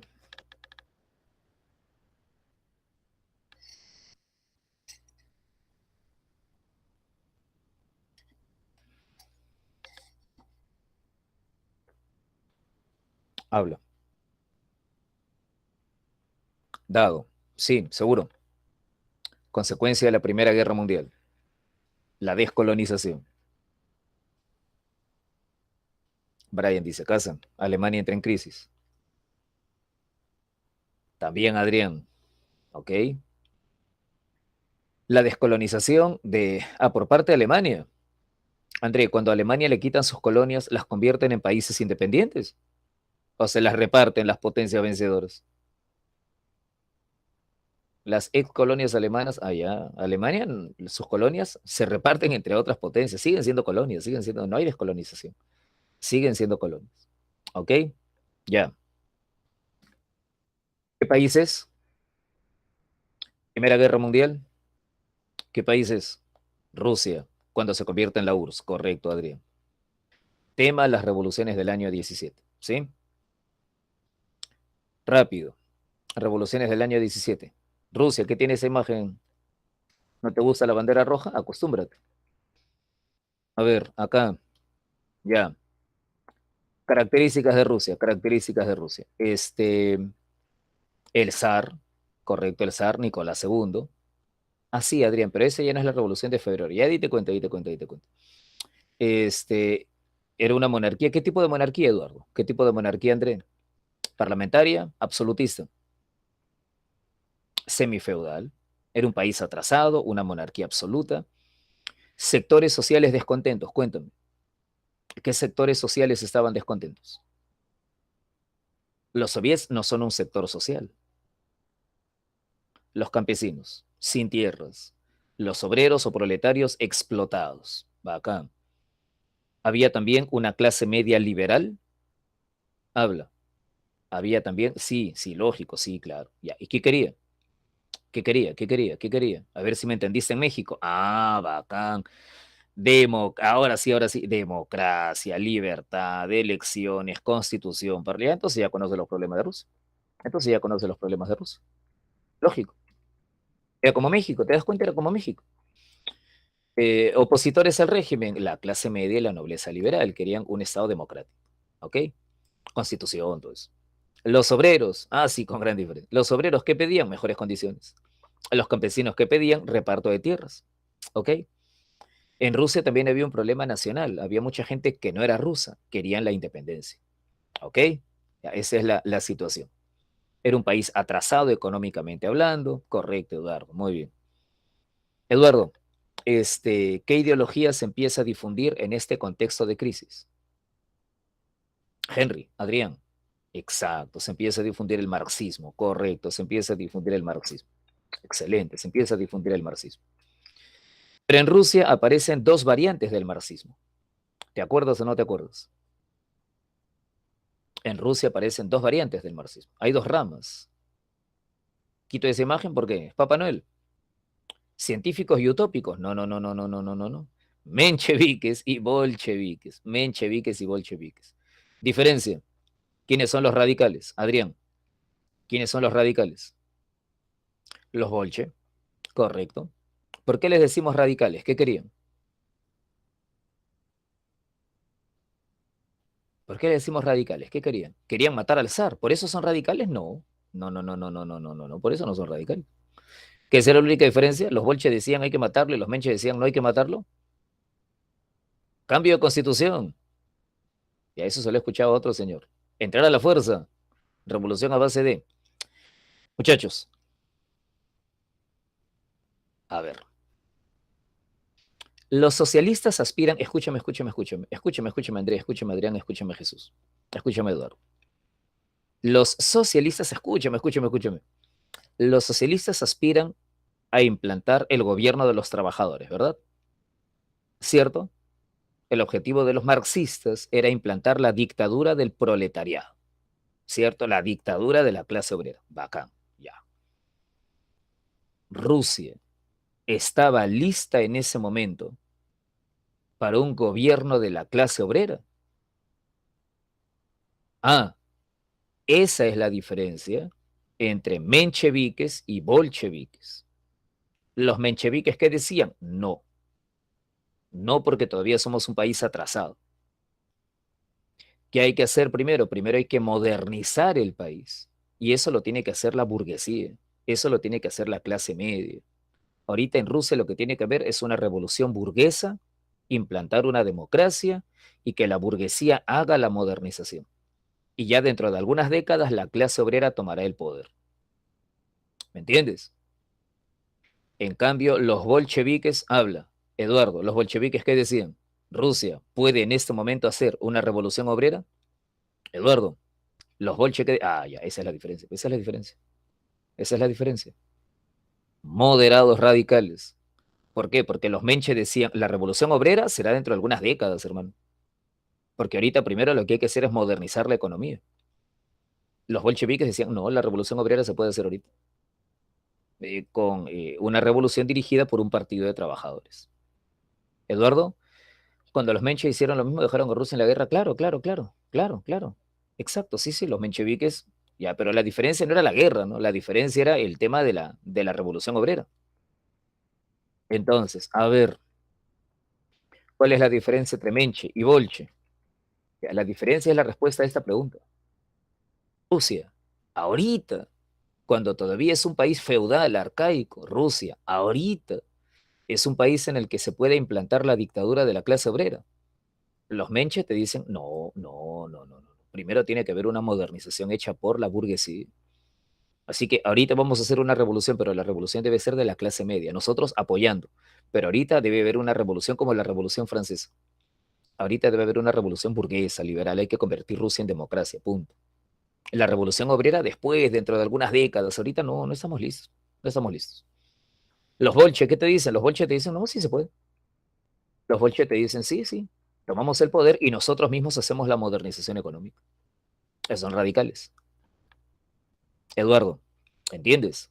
Henry, ¿entiendes? André, Diego, Jesús, habla, ¿comprendes? Ya esa es la diferencia entre mencheviques y bolcheviques. No es que uno quiere matar al zar, no, no, no, ese es un tema secundario.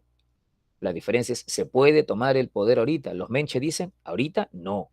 Los bolche dicen, ahorita sí. Eduardo, lo de Paz Pantierra, Eduardo, lo de Paz Pantierra es solo el lema de Lenin, de los bolche, para ganar el apoyo de las masas y poder tomar el poder.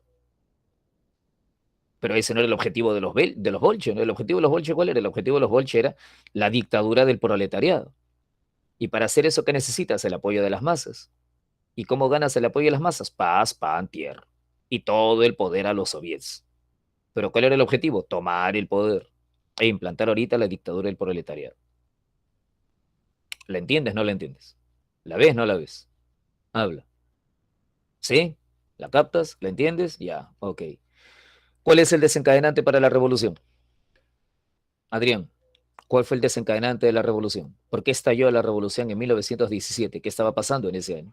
La guerra, lógico, lógico, lógico, claro, ya eso no puedes dudarlo, eso no puedes dudarlo. ¿Cuál va a ser el desencadenante? La guerra, obviamente. Rusia, ¿dónde estaba? Acá.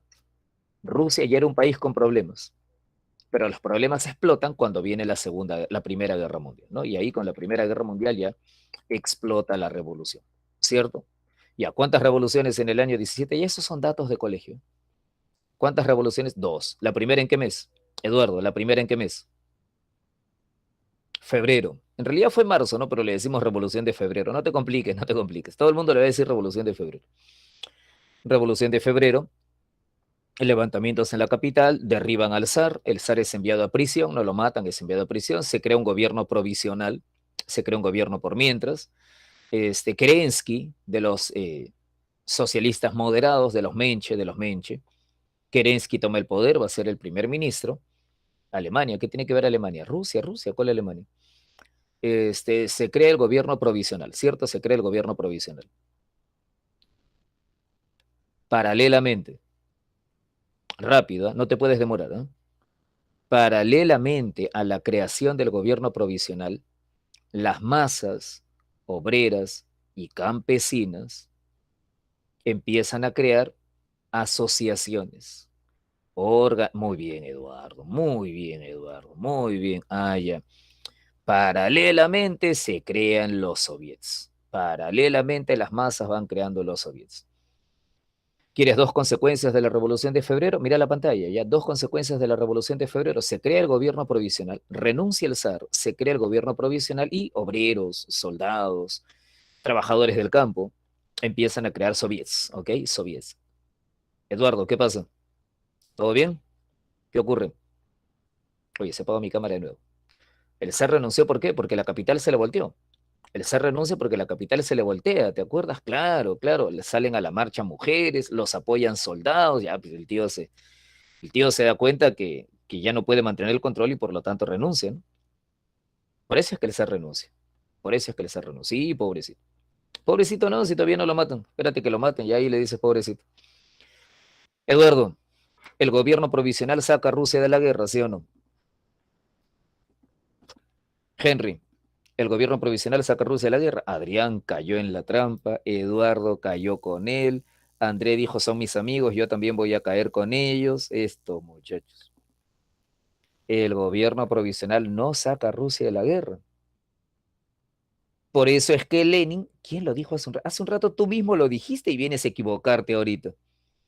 Por eso es que Lenin empieza a ofrecer pan, tierra y paz. ¿Te acuerdas? Ya, ni tú mismo te haces caso cuando hablas.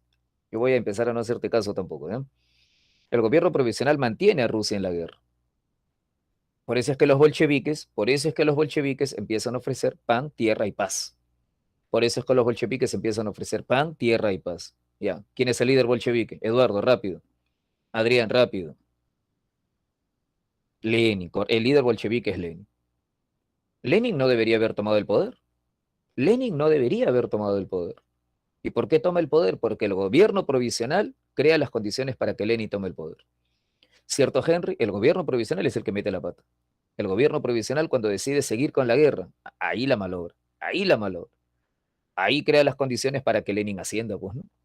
Lenin, el líder bolchevique, Lenin empieza a ofrecer paz, tierra, pan. Y todo el poder a los soviets, todo el poder a los soviets. Está a favor Lenin, ¿no? Todo el poder a los soviets. Eduardo, cuando Lenin toma el poder, ¿quiénes van a gobernar? ¿Los soviets o Lenin? Henry, ¿va a ser un gobierno democrático de los soviets o una dictadura? Es una dictadura, pues, obviamente va a ser una dictadura, si no, Brian. Lógico, pero ya, bueno, los estafó, no los estafó. Todo el poder a los soviets, sí, cuño. Bueno, ya. Los bolcheviques toman el poder, los bolcheviques toman el poder, y esa es la revolución de octubre. ¿Cierto? Esa es la revolución. Ese es el ciclo. Eduardo, ten paciencia, ten paciencia, ten paciencia. En esta diapositiva son las revoluciones. ¿Quieres hablar de la guerra civil? Ya, bacán, hermano. Ya hablemos de eso, hablemos de eso. Henry, comisarios es el nombre de representantes del pueblo. Lenin toma el poder y crea un nuevo órgano de gobierno que se va a llamar Consejo de Comisarios del Pueblo. Es una forma de decir Consejo de Ministros. comisarios como delegados del pueblo. ¿Ok? Ya. A ver, este, tres acciones, ya cuando Lenin toma el poder, no tienes por qué. Tres acciones. Uno, paz con Alemania. Dos, guerra civil. Tres, creación de un nuevo Estado. Ya, una pregunta. ¿Esa paz con Alemania, alguien recuerda cómo se llama? Claro, Eduardo, ¿te acuerdas? No olvides que estamos peleando la Primera Guerra Mundial. ¿Te acuerdas que dijimos hace un rato, Rusia se retira de la guerra? Rusia se retira de la guerra. ¿Ya cómo se llama ese tratado? No, te fuiste, te fuiste, te fuiste, te fuiste, te fuiste. Correcto. Algo así, paz de Brest-Litovsk. Paz de Brest-Litovsk. Rusia se retira de la Primera Guerra Mundial. Rusia se va de la Primera Guerra Mundial. ¿Ok? Y luego viene la guerra civil. Henry, cuando Rusia se va de la guerra. André, cuando Rusia se va de la Primera Guerra Mundial, Alemania le exige tierras a cambio, ¿sí o no? Eduardo, ¿te acuerdas? Rusia, Lenin, le dice a Alemania, quiero paz. Alemania le dice, ya, bacán, ¿quieres paz? Ya, te va a costar. ¿Eh? Tienes que darme Polonia, tienes que abandonar Polonia, Finlandia, Estonia, Letonia, Lituania, Ucrania, Bielorrusia, Georgia. Ya tienes que renunciar a todo eso. Si quieres, ¿eh? Si no, normal. ¿Eh? Si no, normal, seguimos peleando. Eduardo, Carlos Daniel, Lenin, ¿firma o no firma? Henry, Lenin, ¿acepta o no acepta esas duras condiciones? Lenin firma. Ajá, claro. Brian, ¿y entonces te acuerdas? Lo van a acusar de haber vendido a la patria. ¿Cierto, Brian? Lo van a acusar de traidor por haber entregado esas tierras y ese va a ser el pretexto para el levantamiento. Pero Brian, una pregunta. Aquí entre nos, Brian. Brian, esta pregunta es solo para ti. ¿Eh? Esa gente que pelea contra Lenin. Alternativa A. Pelean realmente porque son nacionalistas y les da cólera la pérdida de tierras. Alternativa B. Lo de la pérdida de tierras es pretexto. Pelean contra Lenin porque son los grupos de poder económico que están perdiendo, están viendo expropiadas sus tierras, sus fábricas, sus bancos, sus ferrocarriles. Lógico, lógico. Ah, ya, no te olvides, no te olvides, no te olvides. La paz con Alemania da el pretexto para la guerra civil, pero eso de la pérdida de tierras es solo flor. Lo que pasa es que los bolcheviques han decretado la nacionalización de la banca, la nacionalización de la tierra, la nacionalización de las fábricas, la nacionalización de los ferrocarriles. ¿De acuerdo, Eduardo? Entonces ya ahí se levantan, pues, ¿no? Y empieza la guerra de rojos contra blancos. Eduardo, ¿quiénes son los blancos? Alternativa A, los mencheviques. Alternativa B, los sectores contrarrevolucionarios. B, correo, no son los mencheviques. Los mencheviques son un partido político, los mencheviques no son problema. ¿Quiénes son los blancos? Los nobles. ¿Quiénes son los blancos? Los partidarios del zar. ¿Quiénes son los blancos? Los dueños de los bancos. ¿Quiénes son los blancos? Los dueños de las fábricas. Corría, ellos son los blancos, ellos son los blancos. No vayas a cometer el error de pensar que la guerra civil fue mencheviques contra bolcheviques. No es una guerra de partidos. Son los bolcheviques contra todos los grupos sociales que no quieren que los bolcheviques se mantengan en el poder. ¿Ok? Y ya, pues no, la guerra es brutal. Una de las guerras más brutales de la historia. Probablemente uno de los conflictos más brutales de la historia de Rusia. ¿Quiénes ganan al final? ¿Rojos o blancos? ¿Quiénes ganan al final? Los rojos, correcto. Y ahí es cuando proclaman un nuevo Estado. Ahí es cuando se proclama el nacimiento de la Unión Soviética. ¿Ok? Esas son las revoluciones rusas del año 1917. Al final, Lenin se mantiene en el poder, gobierna hasta que muere. Cuando muere, ¿quién lo reemplaza? Habla. Cuando Lenin muere, ¿quién lo reemplaza? Stalin. Genial. Cuando muere Lenin, lo reemplaza Stalin. La mayoría de postulantes, la mayoría de postulantes se cruza. Sí, sí, sí, sí, he leído también esa, André, no te preocupes. La mayoría de postulantes cruza a Lenin con Stalin. ¿Ya? Tú debes tener bien presente las diferencias. ¿Ok? André, vuélvelo a decir. ¿Quién funda la Unión Soviética? Henry. ¿Quién funda la URSS? ¿Quién dirige la revolución? ¿Quién es el líder bolchevique? Lenin. El que funda el país es Lenin. El que funda el país es Lenin. El que hace la revolución es Lenin. ¿Quién industrializa el país después de que Lenin se muere? No, Adrián, no es Lenin. No, no es Lenin. No es Lenin. Ah, Lenin no. Ya, qué inteligente que eres. Está gracioso. Ya. ¿Quién industrializa el país? El que industrializa el país es Stalin. ¿Ya? El que industrializa el país es Stalin. El que industrializa el país es Stalin. Adrián, a ti te gustan los gráficos, ¿no? A ti te gustan las estadísticas. Adrián, ¿no? Ya, mira acá. ¿Sí? Así es, Eduardo. Regreso. ¿En qué año se murió Lenin, Eduardo? ¿En qué año se murió Lenin? Rápido. Apúrate que se nos va la hora, tengo que ir a cocinar. ¿Cómo que no sabes? Está ahí en la pantalla. 1924, ¿ya? 1924. Ya, mira acá. Cuando Lenin muere, la URSS ya es una gran potencia económica. Henry, cuando Lenin muere, la URSS ya es una gran potencia económica. No, no, pues, una minucia. No pasa nada. Ya. Mírala 10 años después, mira la columna de la derecha, mira la columna de la derecha, mira la columna de la derecha. ¿Ya? ¿Te das cuenta el crecimiento? Brutal, brutal, brutal, en 10 años nada más. Ya, ¿lo consiguió Lenin? Brian. No. ¿Quién lo consigue? Habla. Stalin. ¿Ok? Stalin. Entonces regreso acá, ¿ya? Lenin, fundador del país, pero cuando él muere, Rusia o la URSS sigue siendo todavía un país agrario, ya sigue siendo todavía un país de campesinos, ¿de acuerdo? Quien la industrializa es Stalin quien la industrializa, ¿de acuerdo? ¿Esa industrialización es importante? Sí. ¿Por qué es importante? Porque esa industrialización, ¿te das cuenta? Es la que le permitió vencer a Alemania, ¿cierto? En la Segunda Guerra Mundial, ¿verdad? ¿Te acuerdas de esa parte, no? ¿Y a quién derrota a Alemania en la Segunda Guerra Mundial? Brian, ¿cómo se llama esa batalla? André, la batalla clave de la Segunda Guerra Mundial. Adrián, la batalla fundamental de la Segunda Guerra Mundial. Stalingrado, bacán, lógico, lógico, la batalla clave de la Segunda Guerra Mundial. No me vengas con sonceras que la Segunda Guerra Mundial la ganó el Capitán América. La Segunda Guerra Mundial la gana la Unión Soviética, ¿cierto? La gana la Unión Soviética. ¿Dónde? En la batalla de Stalingrado. Es la batalla que cambió la guerra. ¿Te acuerdas? ¿Dónde está? Acá. ¿Qué marco ahí? Diego, Henry, Eduardo, Carlos Daniel, André, ¿qué marco ahí? Esa es clásica, esa es clásica. Pregunta legendaria de San Marcos. ¿Qué marco ahí? Stalingrado, lógico. El momento en el que se voltea la guerra. El momento en el que se voltea la guerra es la batalla de Stalingrado. Stalingrado, Marco, Stalingrado. Es la batalla que voltea la guerra. La batalla de Stalingrado. Alemania pierde en Rusia. Alemania pierde contra la URSS. ¿De acuerdo? Alemania pierde contra la URSS. Y eso no habría sido posible sin el crecimiento económico que Stalin había logrado. Ok, Carlos Daniel, ok, Eduardo, ok, André, ok, Henry, Marco, ¿estamos claros en eso? Ya, listo.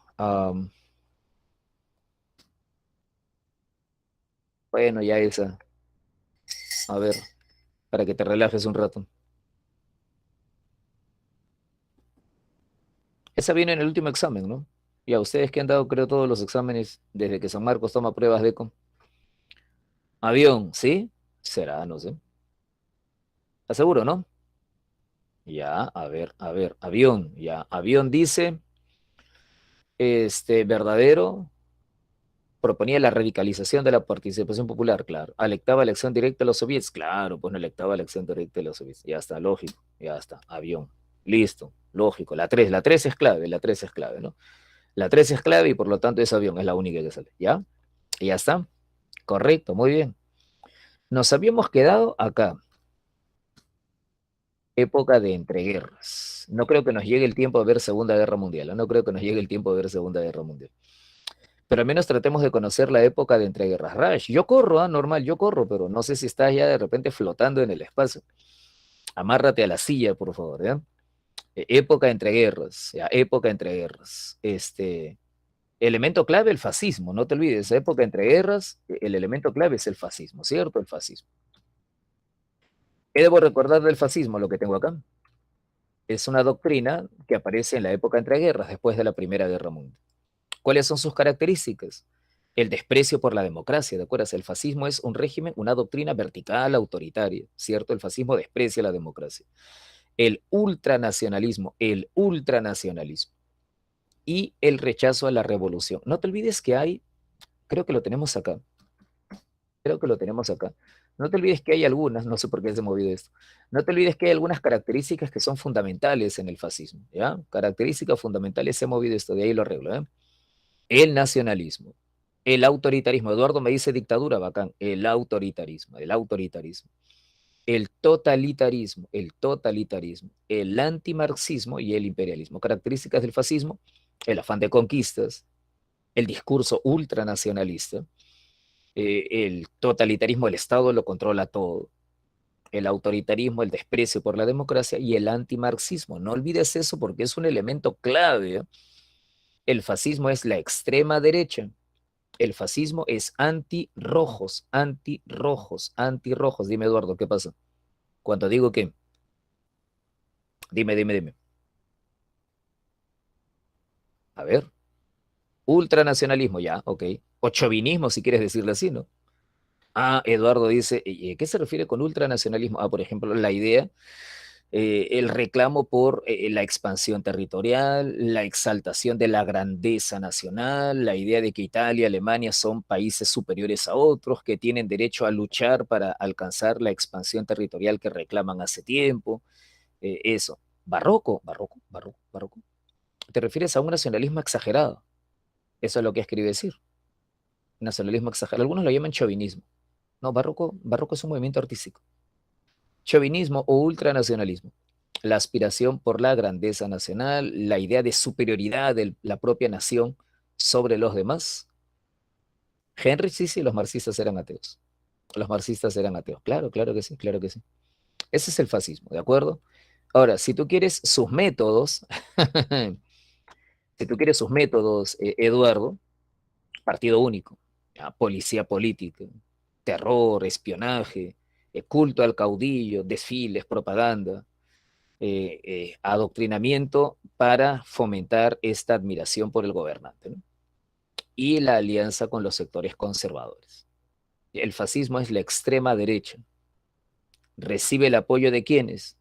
De todos aquellos grupos que tienen temor a que la izquierda, los rojos, los bolche, tomen el poder. ¿Ok? ¿Quiénes apoyan a Hitler? La banca. ¿Quiénes apoyan a Mussolini? La industria. ¿Quiénes apoyan a Hitler? Los dueños de tierras. ¿Y quiénes apoyan a Mussolini? La monarquía. ¿Quiénes apoyan a Hitler? Los grandes hombres de negocios.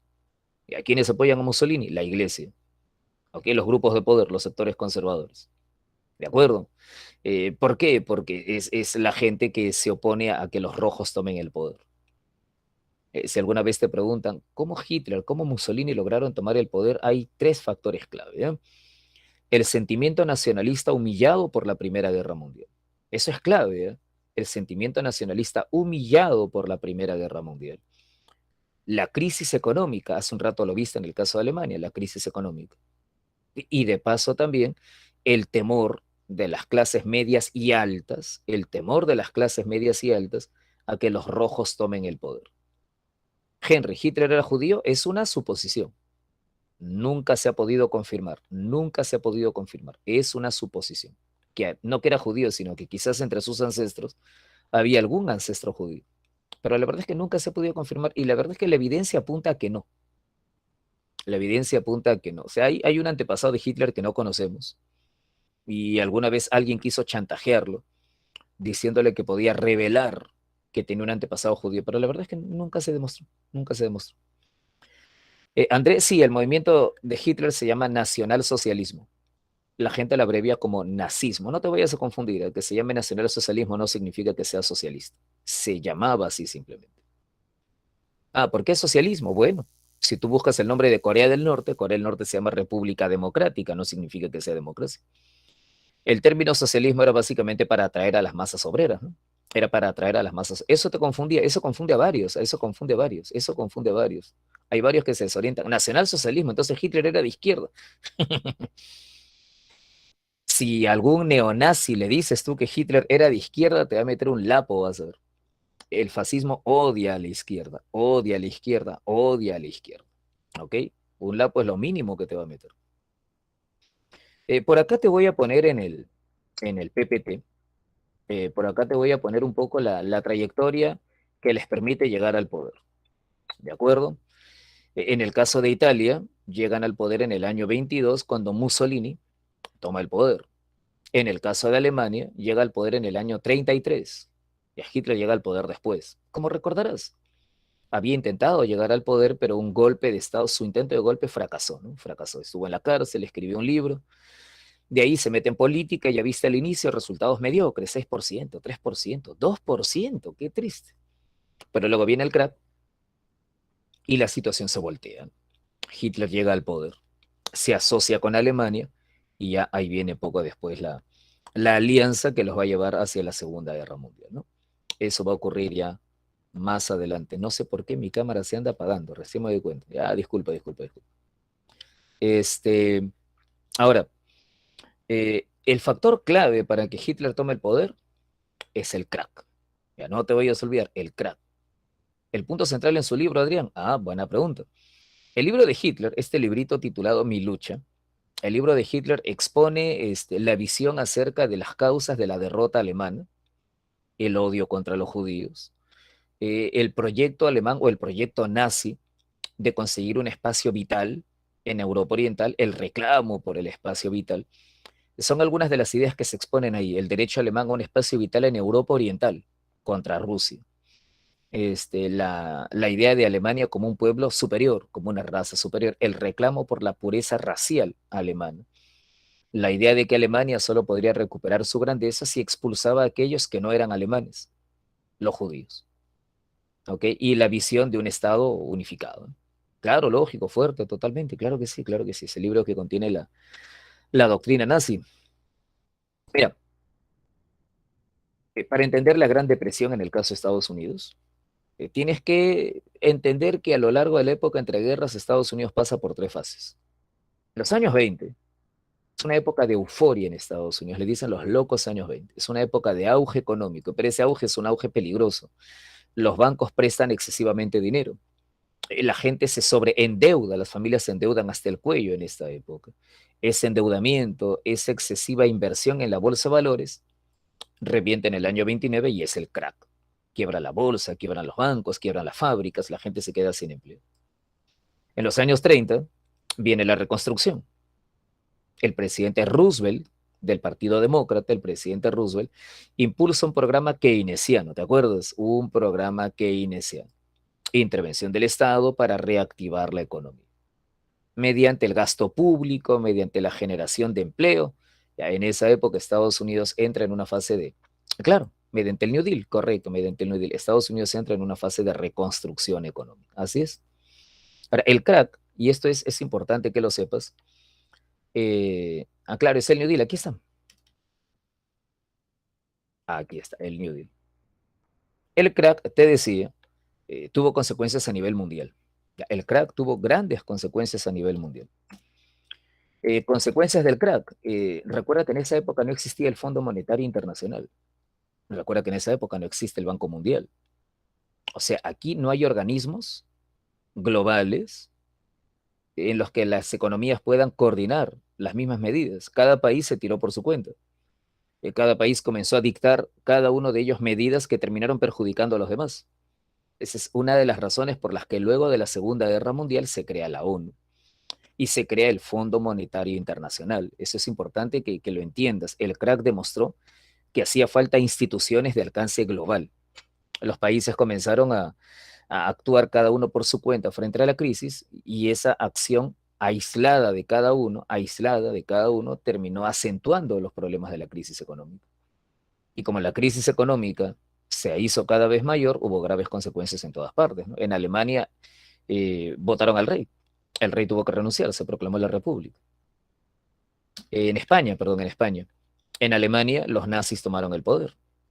Y al pata que está abajo a la derecha, creo que lo ubicas. André, Henry, Adrián, Eduardo. El tío que está abajo a la derecha, me parece que lo sacas, me parece que lo has visto antes, claro. Aquí en América Latina, golpes de Estado. Golpes de Estado.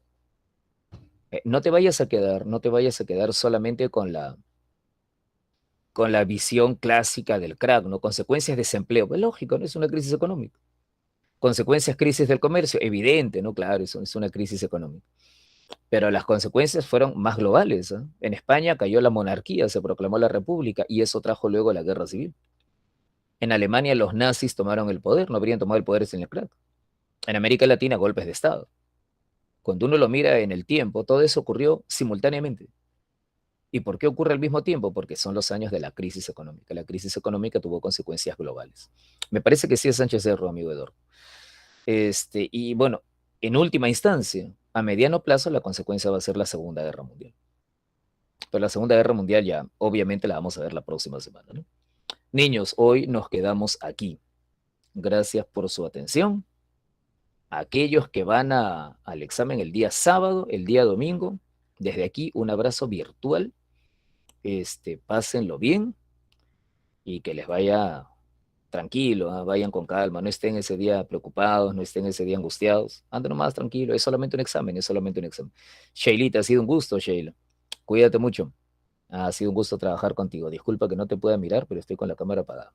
Nos vemos, Eduardo, nos vemos, Daniel, nos vemos, Mauricio, con todo menos miedo, correcto. Sí, Henry, ya sabes cómo es siempre. Nos vemos, Sheila, cuídate. Cuídate, Edith, nos vemos. Cuídate, Eduardo. Nos vemos, Mauricio, nos vemos, Andrés, gracias. Nos vemos, hasta luego, Johan, gracias por todo.